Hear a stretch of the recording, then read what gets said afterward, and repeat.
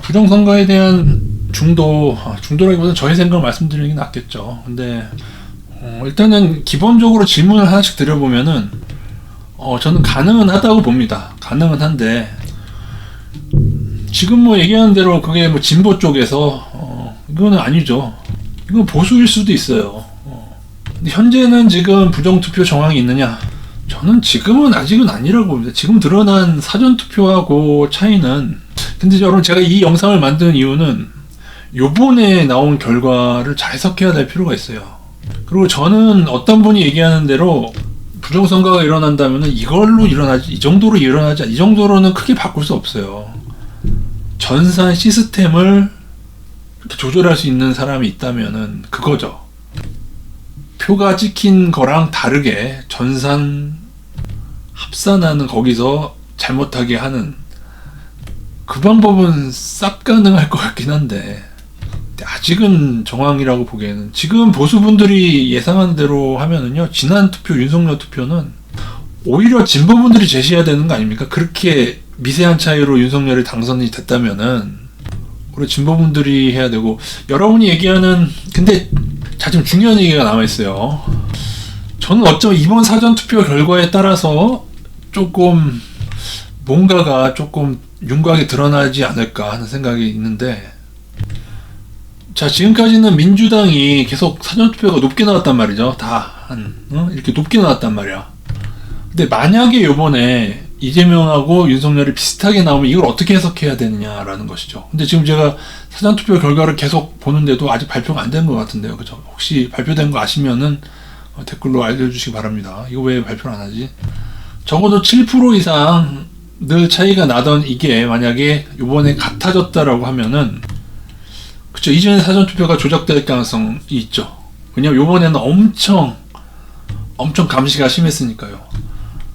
근데 이 뉴스는 MBC에서 지난번에 이 내용을 제가 보니까는 22년도 대선에 이렇게 나온 거, 22년뿐이 아니라 2017년부터 그랬다라고 하면서 문제가 아니다라고 하는데, 이거는 답이 안 되죠. 왜냐면은 보수분들은 2017년도도 부정선거라고 주장할 테니까. 이게 무슨 논리예요? 오히려 17년도에 이렇게 차이가 나서 그 이후에 이제 보수분들이 본투표를 해야 된다라는 소문이 퍼지면서 좀 더 벌어진 감이 있을 수는 있는데, 근데 생각보다 많이 벌어지진 않았네. 그죠? 뭐 연령별로 뭐 이렇게 저렇게 분석해서 그거보다는 원칙적으로 그거다, 그러면은 제 생각에 이번에도 이 정도 표차가 나야 된다는 거예요. 근데 안 났다면은 뭐다? 이거거나. 근데 또 하나가 있어요. 뭐가 있죠? 이번에 보수 쪽에서 김문수를 조작했다고 주장할 수도 있는 거죠. 그죠? 진보분들 얘기에는.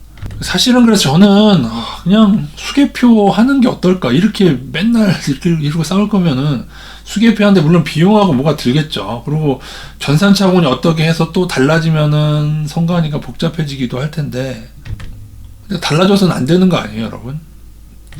물론 이번 출구조사보다 김문수가 높게 나오긴 했지만, 그래도 출구조사 같은 거, MBN 같은 경우에는 이재명 50% 안 된다고 나왔었잖아요. 그 중에 일부는. 그게 뭐 많이 차이 난 건 아니잖아요.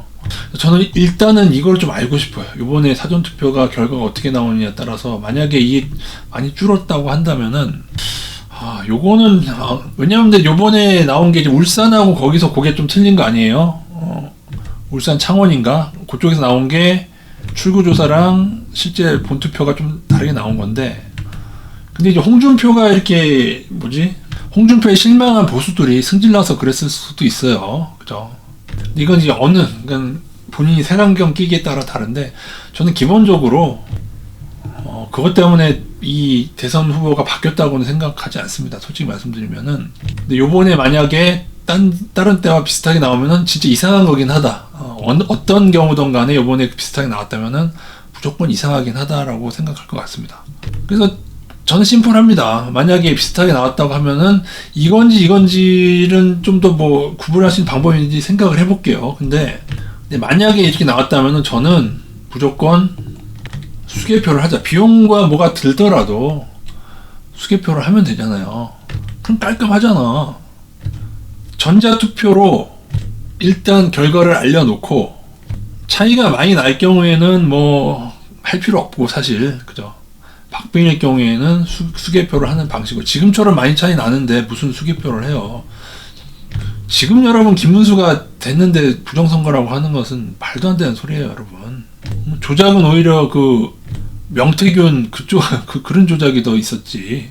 안 그래요? 보수는 조작 안 할 것 같아요, 여러분. 그래서 저는 전자개표랑 출구조사가 박빙일 때는 수개표를 하는 방식으로 하는 게 맞다고 보는데, 어쨌든 요거 결과가 나오면 이전 사전투표가 얼마나 바뀌었는지 보고 그 결과가 나올 경우에는 그러면 이 둘 중에 어느 게 더 근데 저는 여기에 약간 좀 왜냐하면 여기서 조작을 했다면은 굳이 그쪽만 올렸을까요? 그 울산 그쪽만 그러면은 김문수만 조작했다고 하면 조금씩 평균적으로 조금씩 올렸겠지. 그렇지 않아요? 왜냐하면은 예를 들어 울산 쪽이 다르게 났다. 울산 수개표하자고 나오면 어떻게 할 거예요? 그 정도는 할 수 있잖아, 그죠? 물론 안 하겠지만 하도 차이가 커서 전체적 차이가 커서 안 하겠지만 제가 만약에 김문수 쪽으로 조작을 했다면 그렇게 안 해요. 전반적으로 조금씩 해서 조작을 하지. 그리고 이거 승패를 바꿀 수도 없는 거 왜 조작을 하겠어요? 만약에 이번에 비슷하게 나오면은 이거를 의심해야 되는 복잡하다. 근데 이상한 건 확실하잖아요. 왜 이번만 만약에 비슷하게 나왔다면은 정말 이상하잖아요. 그죠? 둘 중에 하나지 뭐. 그렇지 않아요?